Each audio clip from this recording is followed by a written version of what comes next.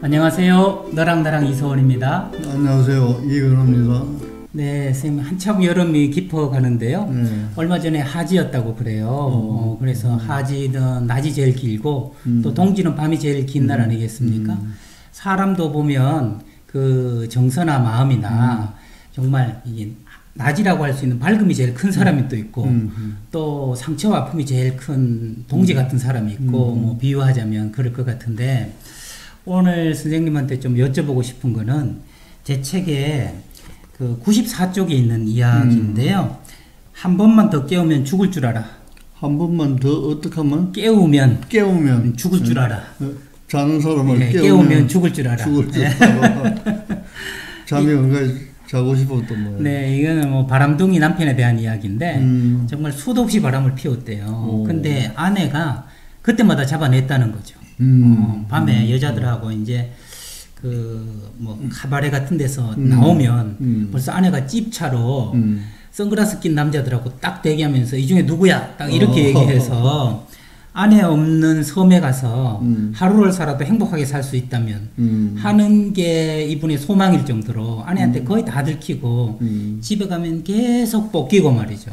그렇게 살았는데 어느 날 새벽에 들어왔는데 죽었다 생각하고 새벽에 들어왔는데 아내가 자고 있더라는 거예요. 그래서 아내를 깨우면서 느낌이 이상해서 눈 새파랗게 뜨고 살아야 깨어 있어야 되는데 그래서 나왔어 하고 얘기했더니 딱 하는 말이 너 뭐하고 다니는지 관심 없으니까 나 깨우지 마.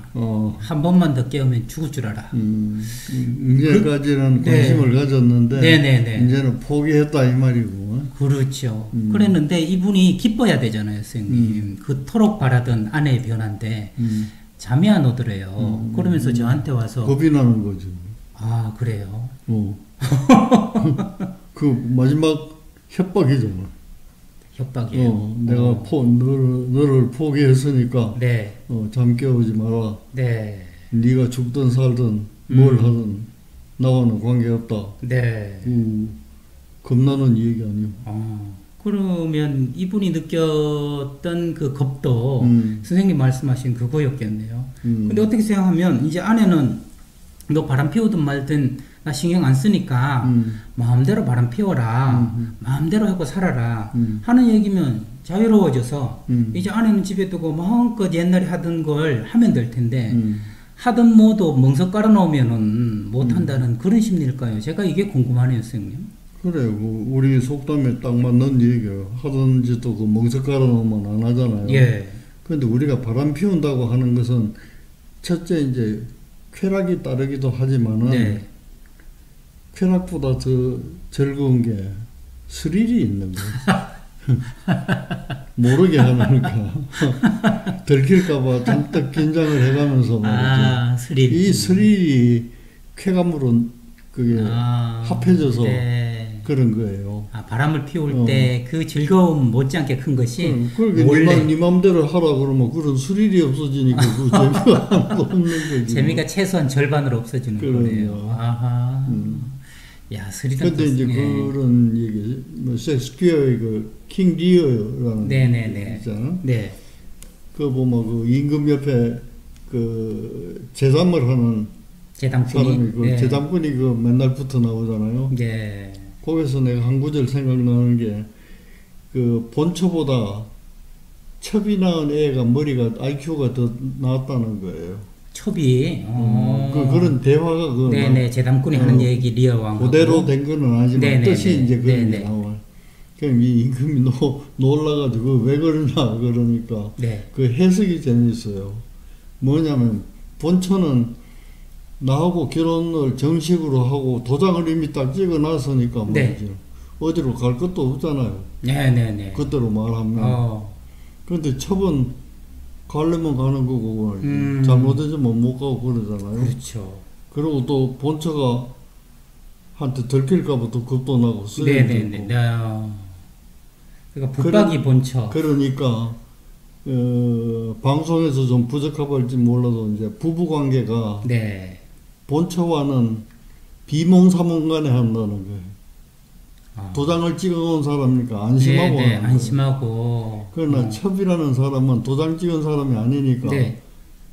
또 본처한테 들킬까봐 겁도 나잖아요. 네네. 그렇게 정신을 바짝 차려가지고 긴장을 해가지고 이제 부부관계를 갖는다는 거예요. 그러니까 이제 출산되는 자녀를 보면 비몽사몽간에 나온 애는 좀 희미하고 정신을 바짝 차려가지고 부부관계를 갖고 이제 나온 애는 똑똑하다. 이제 뜻은 그런 뜻이에요. 예. 물론 이제 제담이고 재밌게 하려고 하는 얘기긴 섹스피어가 재밌게 썼네요. 스릴도 있고 정신 바짝 차린다 이런 얘기가.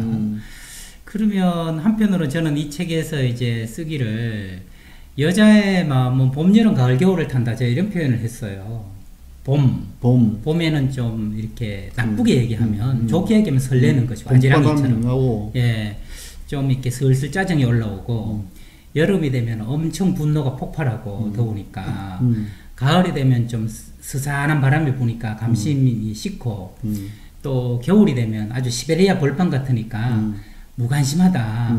그래서 제가 그때도 이분이 이제 무역이라는 별명을 가진 분이었는데 집단에서 큰일 나십니다. 지금 우리 아내 마음이 시베리아로 됐는데 이제 어쩝니까? 가을, 여름 한참 열이 있다 가을 안 거치고 겨울로 바로 가보는데 어쩝니까? 이렇게 말씀드렸더니 그래서 그런가 내가 잠이 안 오더라니까. 좋아해야 되는데 좋지가 않더라고. 이렇게 이야기를 하는 거예요. 그래서 그러면 이 심정은 제 비유로 말하면 아내가 지금 겨울이 왔다는 거고 겨울이 오면 이분이 그게 좀 싫은 것도 있지 않겠습니까? 이렇게 바가지 긁던 것도 관심인데 관심 자체가 없어지는 거는 부부 사이에서 거의 뭐 이혼이나 마찬가지다. 그렇죠. 예. 근데 이제 그걸 이제 상담을 하셨다니까. 네. 이제 이게 상담하는 입장에서 내가 말을 하면. 네. 상담자는 중심에 서야 돼. 중립에. 네. 근데 내가 그 얘기를 잠깐 듣기에는 남편 편에 들었어. 남편 편에 서서 이 얘기를 지금 하고 있는 거예요. 남편 편에 서서 이 얘기를 하면 이 사람이 통찰할 기회가 없는 거예요. 그러니까 이거는 중간에 서서 남자나 여자나 가릴 것 없이 관계에서 어떻게 해야 된다는 것을 정리를 해줘야지. 그 본인이 와서 상담하는 거는 이제 바람 피우다가 그 부인이 그렇게 싸늘하게 되니까 이것을 어떻게 해결하면 좋겠나 이거지. 그렇죠. 본질적으로 자기가 바람을 피워서는 안 되겠다 하는 통찰은 거리가 먼 거예요 지금. 그러네요. 그러니까 우리가 이제 상담을 해주는 거는 일상생활에서 우리가 이제 바르다고 생각하는 그런 걸 줘야지. 지가 답답하면 그것만 해결해주면 예를 들면 들키지 말고 잘 하시오. 하는 거나 같네요. 하는 거나 마찬가지 얘기로 이 사람은 들을 수가 있다. 근데 이제 나는 강연을 하든지 이제 글을 쓸 때 중심을 어떻게 잡고 쓰느냐면은 그런 생각이 발상은 남자나 여자나 똑같다고 생각을 해요. 본능이 똑같으니까 그런 거예요. 그 여자라고 해서 그냥 본능이 더 크고 남자라고 해서 더 크고 뭐 그러잖아요. 그거는 틀린 얘기라고 나는 생각을 해요. 본능은 똑같은 거예요. 그러니까 그 사회가 우리가 살아가는 사회에서 그런 것을 어떤 가치로 바라보고 있는가 또 어떤 것은 그 해서는 안 되는 가치로 생각하는가 여기에 따라서 우리가 이제 행동하는 게 달라지잖아요. 그렇죠. 가부장적일 때는 남자에 대한 그런 게 많이 허용돼서니까 바람 피우고도 이제 들어와서 이제 그런 걱정하고 하는 사람도 있고 요새처럼 조금만 말 잘못해도 성희롱이 되고 이럴 때는 엄청 조심해야 되잖아요. 그렇죠. 그러니까 이제 내가 강의를 할 때 늘 쓰는 것 중에 하나는 남편이 집에 들어오면 부인은 현관에서 절을 하라고 그랬어요. 왜요? 이제 나한테 듣는 청중이 여자가 많을 때 내가 왜 절을 하라 그랬어요? 뭐가 고맙기 때문에 절을 하는 건데 뭐가 고마울까요? 뭐가 고마워? 그러게요. 뭐 건강하게 들어와서 고맙다고. 건강하게 들어와서 근데 내 얘기는 네. 뭐 건강도 좋지만은 세계 그 길에 깔려 있는 미녀들이 얼마나 많아요. 그 사이를 뚫고 집에까지 들어왔다는 거는 너무 고마운 일이거든요. 사람의 욕구라는 거는 네네. 본능적인 거는 동물적인 거거든. 예. 근데 이제 그런 거를 우리가 도덕이라든지 법이라든지 이런 걸 가지고 자제하는 능력을 네. 키워줬기 때문에 네. 일상생활을 우리가 질서 있게 해나갈 수 있는 건데 그게 없다면은 본능대로 행동할 거다니. 그렇겠죠. 그러니 길에 그 많이 깔려있는 여성들을 볼 때마다 그런 성욕이 올라가지고 그런 짓을 하고 다닌다면은 그건 이 사회에서 살아갈 수도 없잖아요. 그렇죠. 그러니까 설령 용서한다고 하더라도 네. 그 밀림을 뚫고 밀림을 뚫고 미인의 밀림을 뚫고 집에까지 네. 돌아왔다는 사실을 감사하게 생각하라. 그럼 또 남자 청중들이 많을 때는 반대로 또 아내가 집에 들어오면 그렇죠. 감사도. 그러니까 이제 당장 반응이 네. 당장 반응이 그 반응이에요. 왜 여자만 현관에서 엎드려서 절을 하느냐. 그러니까요. 바람은 남자가 더 많이 피우는데. 네네. 그래서 내가 청중이 여자이기 때문에 내가 여자라는 말을 한다. 네네. 청중이 만일 남자들만 모였다면 남자가 부인이 어디 외출했다 들어오면 절을 하라. 네. 그 부인도 당신보다 더 씩씩한 사람을 많이 보고 말이지. 그 사이를 뚫고 그래도 결혼했다고 집에까지 오는데 네. 안 고마울 수가 있는가 말이지. 네네네. 이제 그런 좀 우스갯소리 섞어가면서 내가 네. 하는데 그거는 우스갯소리기는 하지만은 본인의 그런 본능적인 욕구를 자제할 수 있다 없다 하는 이걸 내가 가르쳐주고 싶어서 한 말이에요. 참 정말 그 농담 속에 뼈가 있다고 뼈가 있는 말씀을 해주셨는데 선생님 아까 이제 제 사례에 대해서 모형님 사례에 대해서 상담자가 좀 중립에 서야 된다 하시는 말씀하시면서 얘기하셨잖아요. 그러면 상담 장면으로 한번 들어가서 선생님의 또 지혜를 좀 얻고 싶은 이제 마음이 있어서 아까 그분 사례를 한번 들어가 볼게요. 반대로 아내가 바람둥이라도 남편이 어느 날 들어왔더니 자면서 나 한 번만 더 깨면 죽을 줄 알아. 이렇게 됐다. 그것도 할 수 있는 거잖아요. 남녀가 똑같은 마음이니까. 그럼 제 표현대로 하자면 지금 마음이 싸늘하게 무관심하게 식었다는 거죠. 그러면 상대 배우자는 제 그때 상담 받은 분처럼 왠지 좋은 게 아니라 오히려 불안하고 무관심 때문에 당황스럽고 할 텐데 그러면 그분한테 예를 들어서 상담을 이렇게 진행한다고 한번 생각을 해보죠. 아내가 그렇게 될 수밖에 없었던 과정이 뭐가 있냐. 그건 결국 당신의 그 불신, 부도덕한 행동이 아내를 이렇게 겨울까지 마음을 가지게 하지 않았냐. 그러면 결자해지라고 당신이 좀 풀어나가야 되지 않겠냐. 이렇게 나가야 될 것 같은데 말이죠. 그래서 이럴 때는 그분의 결국 바람은 앞으로 어떻게 아내를 다시 관심을 가지게 하면서 우리 부부가 조금 덜 힘들게 살아야 될 건가 그걸 텐데 그럼 어떻게 이걸 맥을 좀 짚어 나가야 될지요. 뭐 이론상 뭐 정립되어 있는 것도 있지만은 경험을 해보면 치료자가 이 환자를 치료할 때 어떤 전략을 가지고 치료를 해야 되겠다. 이게 먼저 결정이 돼야 돼요. 네네. 그 그냥 내용이 묻는 아니라. 대로 대답하고 뭐 이래 보시오 저래 보시오 왔다 갔다 하는 건 안 되는 거예요. 이 사람은 이 얘기를 딱 들어보고 아, 이 사람 같으면 물을 먹여야 되겠다. 또 이 사람 같으면 커피를 먹여야 되겠다. 이 전략이 나한테 서 있어야 되는 거예요. 어떻게 치료로 접근할까. 근데 그 접근하는 방법은 쉽게는 두 가지 방법이 있어요. 하나는 대체로 땜질하는 접근 방법. 땜질. 그 처음에 그 이제 하셨던 방법은 땜질하는 방법으로는 참 좋은 방법이에요, 그게. 그 상담을 잘못했다는 말이 아니고 그건 전략이 그렇다는 얘기거든. 그러니까 우리가 그런 전략을 알고 쓰는 거하고 모르고 하다 보니 그렇게 되는 거하고 다르거든. 그러니까 이제 그걸 우리가 이제 지지적인 치료라고 그래요. 서포티브 사이코테라피라고. 서포티브 사이코테라피. 지지적인 지지를 해준다. 당신 바람 피우는 걸 지지해 주는 거예요. 우선 그래 안 들키고 하자면 이렇고 또 부인의 마음을 달래자면 또 이렇게 한번 접근을 해보고 네. 그게 땜지는 거예요. 그러네요. 그렇죠. 정말 지지적인 거죠. 그분 입장에 있어서. 네.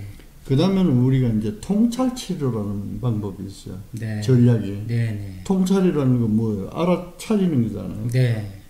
치료자가 해주는 말을 알았다. 여기에 도달시키는 거거든. 깨닫도록. 그렇지. 그거는 이제 내담자가 하는 얘기를 내가 전부 듣고 퍼즐 맞추듯이 이제 이건 가설이니까. 네네네. 자기 마음을 내가 어떻게 알 수가 있겠어요? 그러나 자기가 해놓은 이 얘기를 가지고 다 종합을 해보니까 아, 이 사람은 대충 이런 사람이구나. 네.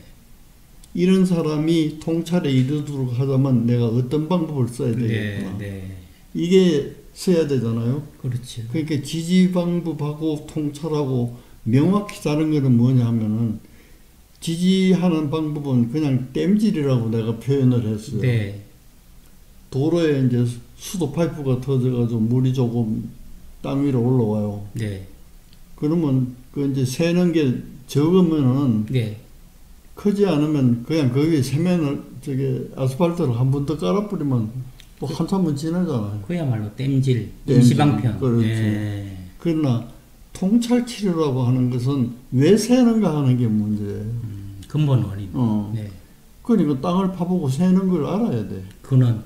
그렇지. 네. 그러니까 이걸 이제 그 심리학적인 용어로 하면 무의식을 다루느냐, 다루지 않느냐 이 차이예요. 무의식을 다루지 않으면 땜질이고 네, 무의식을 다루는 것은 통찰 치료고 그런 거예요. 네. 이렇게 통찰에 이르도록 계속 대화를 하는 거예요. 예. 이래라 저래라가 아니라 네네. 정보를 자꾸 내도록 하고 자기가 내놓은 정보를 자기도 퍼즐 맞추듯이 맞춰보고 네네네. 치료자도 가설에 의해서 그걸 맞춰보는 거예요.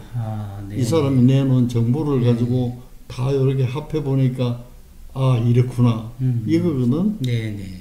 이제 그럴 때쯤 돼서 이제 해석을 줘야 되는 게 치료는 네네. 그때부터예요. 예.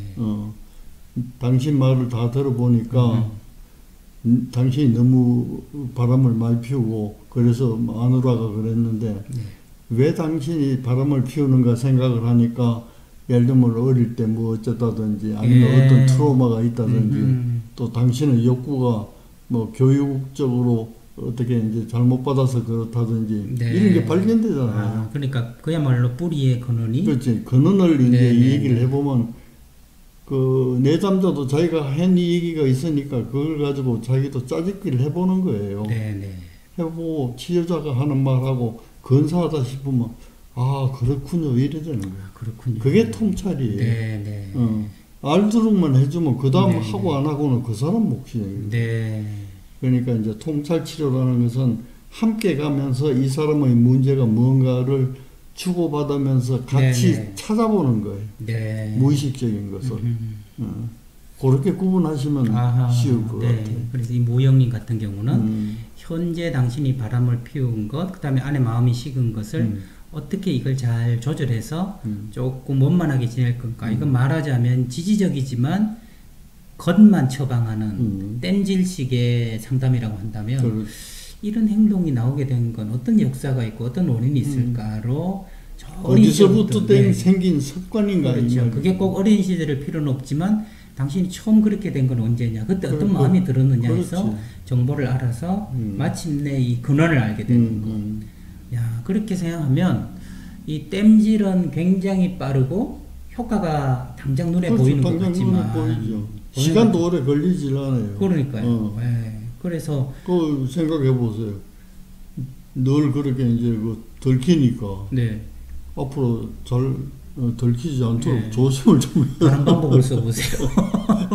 혹은 뭐 아내가 그랬을 때는 선물을 해보세요. 그렇지. 아내 안마를 해주세요. 뭐 이렇게 달콤한 얘기를 해주세요. 이러면 그분도 혹하고 상담하는 저도 이거 잘 해결됐네 이러지만 조금만 그 달콤한 맛이 없어지면 근원이 없어지지 않았기 때문에 다시 한번 바람을 피고 이런 것들이 그러니까 이제 우리 정신치료에서 이 조금 논의거리가 될 수 있는 게 뭐냐면 치료자는 내담자를 도덕적으로 교육하는 게 아니라고. 굉장히 중요한 말씀이다, 그죠? 네, 교육에서는 보통 올바른 인간상 이렇게 그렇지. 제시하지만 상담은 올바른 인간을 만드는 것이 아니다. 네. 모범생을 만들어주는 게 아니라는 게 네. 뭐냐면 지금 현재 내담자가 갖고 있는 고통스러운 마음을 해결해 주는 거지. 그것이 도덕적으로 아니면 교육적으로 그런 게 아니라는 그게 있어요. 그러면 정신과 의사들이 많이 고민하는 게 이제 그런 점이에요. 이 말 자체가 교육적인가? 정말로 이 사람의 갈등만 해결해 주는 것인가? 이 경계가 분명하지를 못하거든요. 비교육적이고 비도덕적이면서 갈등은 해결할 수 있는 그런 부분도 있을 수 있잖아요. 그렇죠. 그러니까 내가 경험한 거 하나 중에는 1970년대 우리나라에 그 전화 상담이라는 게 들었어요. 전화 상담. 원래 전화 그때 들어갔군요. 70년대. 그 호주에서부터 시작했는. 이제 응급 환자가 있잖아요.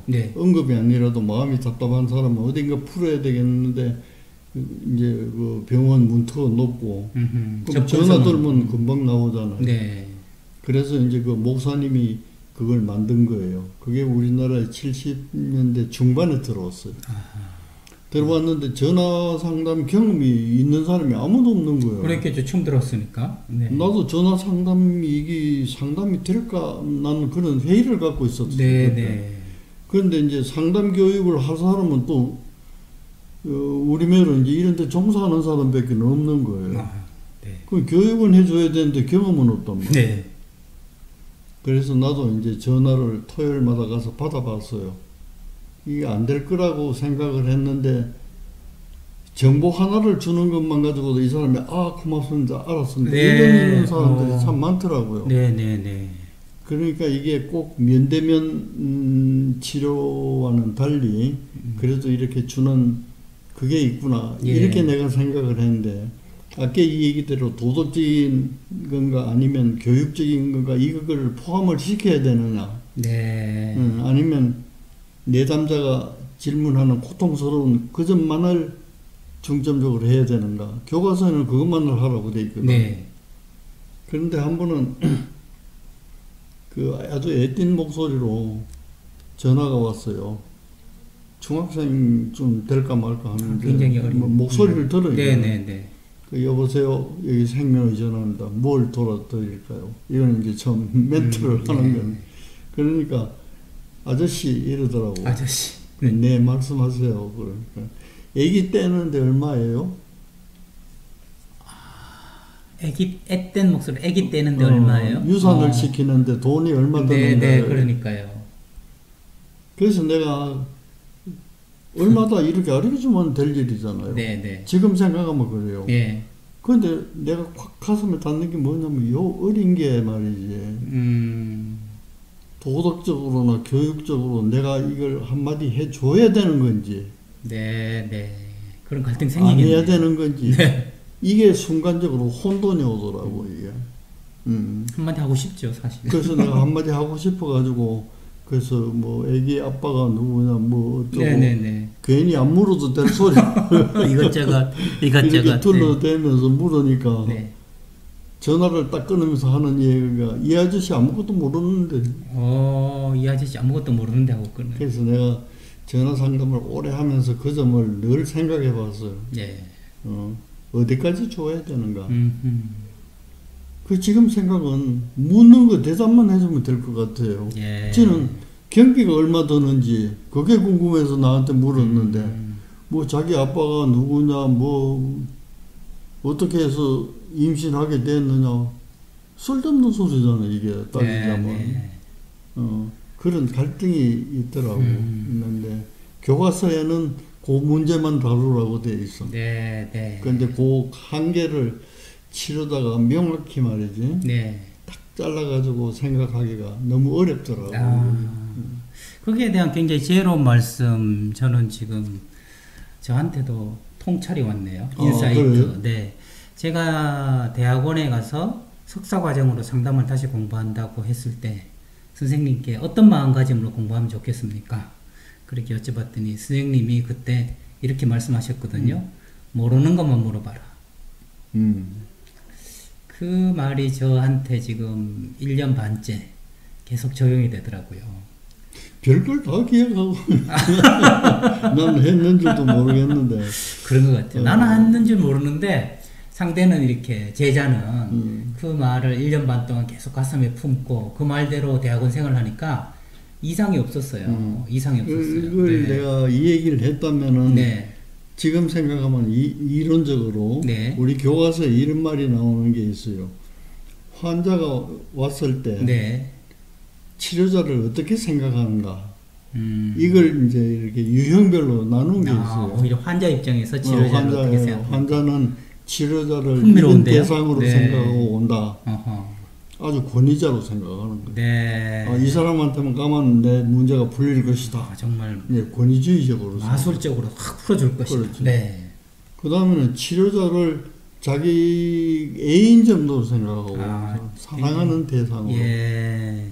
또 아니면 자기 연세가 좀 든 분들은 자기 아들이나 자녀처럼 와서 이제 치료자를 오히려 보살피려고 하는. 예. 이 가운데 하나가 있는 게 뭐냐면 환자가 치료자와 경쟁하기 위해서 찾아온다는 게 있어요. 경쟁하기 위해서. 네. 그러니까 나보고 그런 질문을 하는 게 선생님 프로이드 아시지요? 이런다고. 네. 그럼 안다고 네. 그러면 프로이드 전집 몇 페이지에 이런 말이 나오는데 선생님 그거 읽어보셨어요? 이러는 거예요. 그러면 이건 치료 목적하고는 아무 관계도 없는 거잖아요. 네. 한번 경쟁해 볼까요? 아는 거. 선생하고 한번 겨뤄봐야 되겠다. 그래요. 경쟁해야 되겠다. 이런 거는 지는 읽어봤으니까 알고 나한테 묻는 거잖아요. 그렇죠. 나는 몇 페이지에 지금 뭐가 있는지 들켜봐야 다시 알 수 있는 일인데 아마 그런 걸 내가 생각해서 질문을 하려면 모르는 것만 물어야지. 내가 알고 있으면서 말이지. 선생님이 알고 있는가 모르는가 한번 겨뤄보자. 이런 뜻을 갖지 말라는 뜻에서 아마 얘기했을지 모르겠어요. 저도 그렇게 쌤 해석을 해서 정말 그 말씀 하나를 하니까 교수님들이나 혹은 외래 강사들하고 경쟁하는 마음이 안 생기고 정말 듣고 모르는 것만 손을 들고 이렇게 질문하게 되더라고요. 오늘 해주신 말씀도 환자가 묻는 것만, 내담자가 묻는 것만 대답해라. 이 얘기가 거기에 상응하는 저한테 인사이트를 주네요. 이게 저도 상담을 뭐 지금 26년째지만 그런 아까 아이 떼는데 얼마예요? 라고 물었을 때 주절주절 얘기해주고 싶은 충동을 항상 느끼거든요. 내가 생각할 때 이게 맞고 이렇게 해야 되는 가치가 자꾸 생기다 보니까 그걸 묻지도 않았는데 설명을 자꾸 해주고 내 경우를 예를 들고 그거는 아니다 하는 것을 그 한마디로 그냥 딱 정리가 되는 것 같아요. 근데 그게 일반화해서 다 그렇다는 뜻은 아니에요. 그 내담자에 따라서 그렇다는 뜻인 거지. 근데 기본적으로 내가 호되게 야단을 쳐야 될 것도 있죠. 분명히. 있다면 해야 될 것 같아요. 그래야 그게 기성세대로서 아니면 그 남을 지도하는 사람으로서의 그거는 책무라고 생각을 한단 말이에요. 그 본연이 낭떠러지에 떨어지는 줄 알면서도 묻지 말았겠다고 뭐 가만히 있으면 되겠어요? 맞습니다. 그게 이제 그런 걸 구분할 수 있는 거는 결국 교과서에 없더라도 자기 체험을 통해서 자기가 이제 구분할 수 있어야 된다. 그런 뜻이죠. 저도 제 상담 경험을 돌아보니까 누구보다 애정을 기울이고 많은 말들을 해주고 조언을 해준 사람이 오히려 저한테 고마워하기보다 제가 그냥 많이 들어주고 그 말에 끄덕여주고 몇 번 얘기했는데 정말 고맙다고 하는 경우가 더 많았던 것 같아요. 그걸 보면 묻는 것에 답해줘라 하는 것을 기본 원칙으로 가지되 그 오시는 분들 근기나 상황에 따라서 전부 좀 다르게 거기에 맞게 하는 거 이게 중요한 상담 원칙이겠다. 그러니까 이제 치료자도 경험을 해보면 이제 초기에는 말이죠. 책에도 읽어보면 가설이 되게 재미있잖아요. 재밌죠. 이래서 이랬다. 그런데 이제 내담자가 와서 하는 얘기가 이거 비슷한 얘기를 한단 말이에요. 신이 나죠. 그러면 내가 확신을 갖는 거예요. 그 책에 이 내용이다. 그러니까 내담자는 이해도 못하지만 내가 알았으니까 이만큼 내가 안다는 것을 빨리 알려주고 싶어. 초기 때는. 그 자존감 문제입니다. 그 자존감이 이렇게 된 거예요 하고 해설해주고. 해설해주고 싶은 거예요. 네. 그럼 해설을 하면 이 사람은 그게 무슨 말인지를 알아듣질 못하는 거예요. 그렇죠. 네. 아직 공부만 쳐지도 그러니까 않는데. 이제 우리가 치료자가 되면 초보에는 초기 때는 네. 자기가 아는 것을 이렇게 빨리 주고 싶고, 그 나쁜 뜻은 아니잖아요. 네. 그 기술적으로 좀 미숙하다는 거지. 네. 그러고 자랑하고 싶어. 너는 모르지만 나 알아. 안다. 그게 이제 일반화하면 네. 일반 사람들 중에도 그렇다. 그렇지. 대화에서 그렇죠. 그지. 네. 나는 알고 있다. 이걸 이제 자랑하고 싶잖아요. 네. 뭐 옛말에 보니까 소인은 무력 때문에 망하고 그 다음에 군자는 명예욕 때문에 망한다 뭐 이런 말이 있는데 좀 그 말이 또 생각이 나고요. 이게 꼭 상담으로 국한시키지 않더라도 일반적인 대인관계에 있어서도 그렇죠. 그 사람이 묻는 것을 답변해주고 너무 내 가치관으로 가르쳐 주려고 하지 말고 땜질만 하지 말고 그 사람이 왜 그렇게 됐을까 그 역사까지 좀 대화를 통해서 풀어나가는 것 이거는 뭐 굳이 상담실에서 안 해도 그 자체가 생활 상담이라고 할 수 있겠죠. 그러니까 이제 상담실이라는 것도 또 그것도 복잡해요. 네. 교과서에 보면 이제 프로이드의 정통적인 학파들이 주장하는 것은 치료실에 국한하라고 돼 있어요. 치료실을 벗어나면 안 된다고. 네. 그것도 일리가 있는 말이에요. 네. 뭐냐면 환자들 중에 나보고 그 어디서 만나나 뭐 마찬가지지 않는가. 그러니까 아무개 카페에서 만납시다. 카페에서 보자, 공원에서 보자. 그렇죠. 네. 그럼 그것도 틀린 말은 아니거든요. 그렇죠. 그럼 내가 카페 간다고 생각합시다. 네. 그러면 치료실과 다르잖아요. 분위기가. 세팅이 다르죠. 네. 분위기가 다르니까 그 분위기에 치료자가 이 확실한 자기 주체성을 갖고 있지 못하다면 휩쓸려 들어가 버려요. 분위기에 말려요. 네. 휘말려. 네. 그 분위기에 말려들면 치료 목적을 달성할 수가 없어요. 네.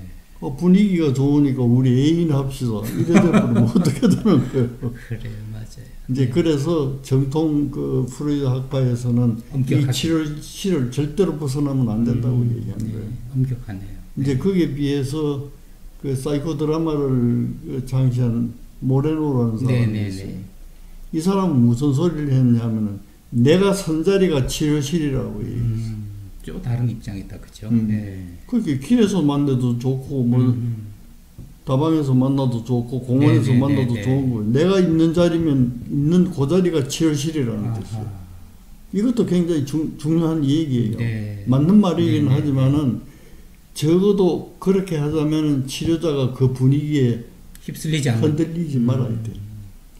흔들리지 않을 치료자가 그렇게 많지 않으리라고 나는 생각이 들어요. 카페에서 혹시 영향을 받는 거거든. 그건. 상담하고 있는 상담자를 제가 본다면 대단한 분이 오셨구나 이렇게 생각해요. 아유, 쌤 오늘도 감사합니다. 그 참 묘한 패턴을 발견하게 됩니다. 오늘도 작은 거 하나 선생님께 드리고 큰 거 얻어가는 그런 일정한 패턴을 얻게 되는데 모르는 거 알려주시고 제가 묻는 거 말씀해 주시고 하루하루 지혜가 이렇게 쌓여가는 너랑 나랑 시간 참 저는 좋습니다. 네, 오늘도 쌤하고 귀한 말씀 나누면서 행복했고요. 지금까지 저는 너랑 나랑 이서원이었습니다. 네, 다음 시간에 뵙겠습니다. 네.